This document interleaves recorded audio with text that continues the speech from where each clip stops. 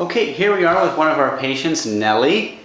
And Nellie, you've been a patient for a couple months. And can you share with me some of the challenges that you were having when you first came in? My major impetus for coming in was trying to find a way to clear up my sinuses because I was suffering from severe sleep apnea. And I knew that one of the ways to improve that situation was to lose some weight. And so it was actually your weight loss program that brought me in. Thank God for the weight loss program, right? Yes. Okay, all right. And so you wanted to lose weight, and we wanted to clear up your sinuses. And I think our energy level wasn't ideal. I think it was all related to the sleep apnea. Right. I was always fatigued. I needed to take naps, feeling constantly just really tired. Okay, right. And we also had some trouble with hip, I believe. Like your right hip was something that bothered you quite a bit too. So I had a recurring just lower hip, lower back issue that restricted my mobility at times. And so I think that also contributed to the increasing weight gains throughout the years. Okay, all right. So you came into the office, we got started you on our program, and we evaluated you metabolically. We did some various tests, and we also evaluated you neurologically. And as well, you got on the program and you started losing some weight, and you lost weight like really quickly. How much weight did you lose in a pretty short amount of time?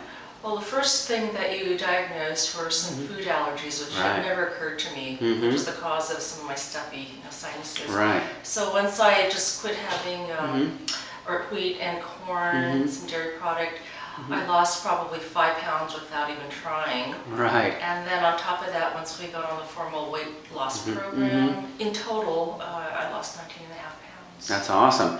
And when you, when we took you off some of those inflammatory foods, what did you notice pretty much right away about your sinuses?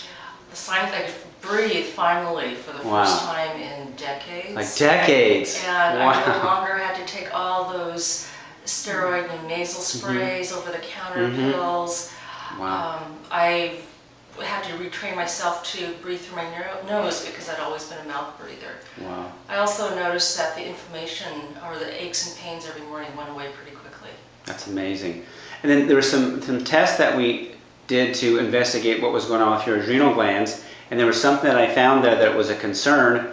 And I encourage you to get it checked out, and you were very diligent to get it checked out. Can you kind of share with us when you went to your doctor and how things kind of unfolded from there?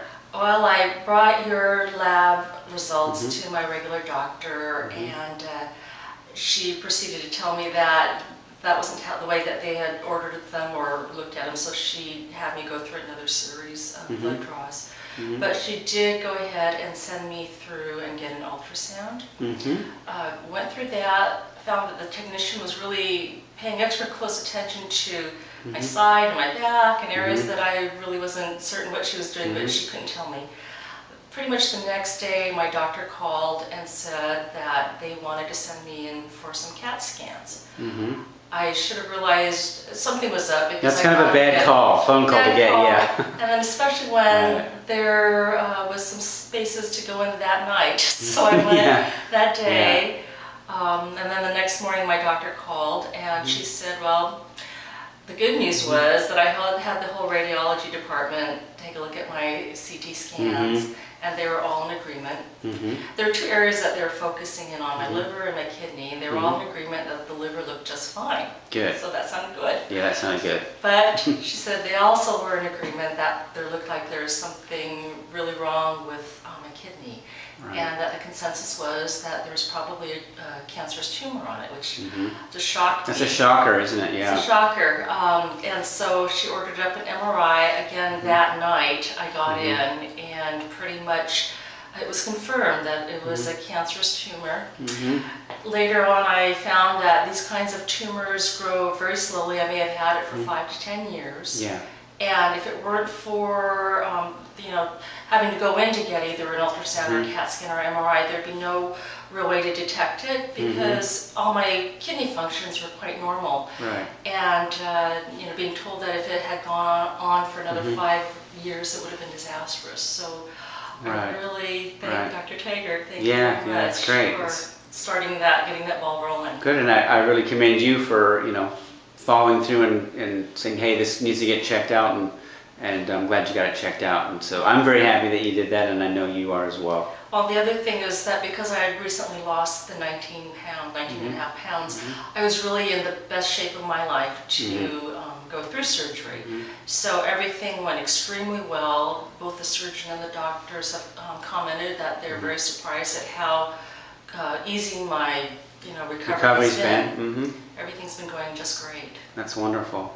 That is just really an amazing story, and I was looking forward all day to getting this one down. And I know from your wins that you've had in the office, and especially you had with the the cancer that you had, and that's all been taken care of. And I know you've been telling like everybody about my office, right? Everybody. You've already referred 2 people in, and I know you're going to send a lot more in.